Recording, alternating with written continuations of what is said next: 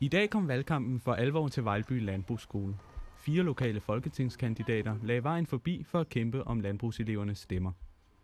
Mange er måske sådan overbevist om, at det skal være det og det parti der, men det er vigtigt her at få en debat, sådan at vores studerende får belyst tingene fra forskellige sider.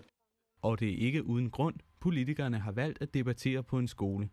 Specielt blandt unge vælgere er der jo mange, der er i tvivl om, hvad de skal stemme. Og den har de fanget hos Det Radikale Venstre. Vi jagter rundt fra uddannelsesinstitution til uddannelsesinstitution og tager flest mulige debatter, selvfølgelig fordi vi tror, det nytter noget at flytte nogle stemmer. Dagens debat foregik helt på landbrugselevernes præmisser. Jeg tror ikke, der er flere. Hvis vi er heldige, så er det status quo. Og jeg vil faktisk tilslutte mig det.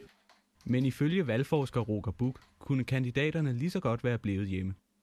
Der er ikke meget, der tyder på, at vælgermøder har den store effekt. Dels er det utrolig få vælgere, der kommer til de her møder, og de undersøgelser, der er lavet af, hvor mange vælgere, der lader sig påvirke, de tyder på, at cirka hver 20. dansker siger, at de overhovedet lader sig påvirke af et vælgermøde.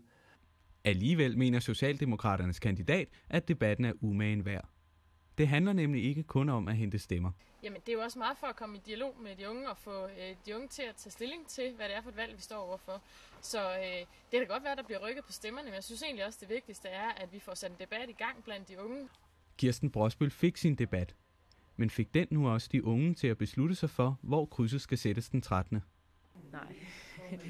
Altså, jeg står hele tiden og vipper, og så siger det ene parti noget, jeg kan slutte mig til, og så siger det andet parti noget, jeg kan slutte mig til. Så nej. Ja, det er jo vist hele tiden.